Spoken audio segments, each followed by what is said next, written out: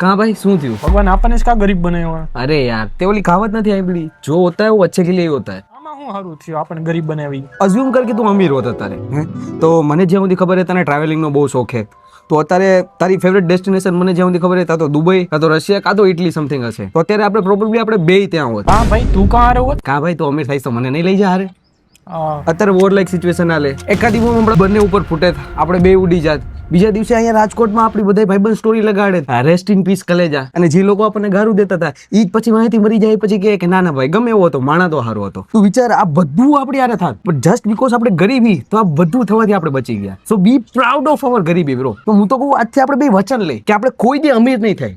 જો આપણે અમીર થવાનો મોકો પણ મળ્યો તોય આપણે અમીર નહીં થાય.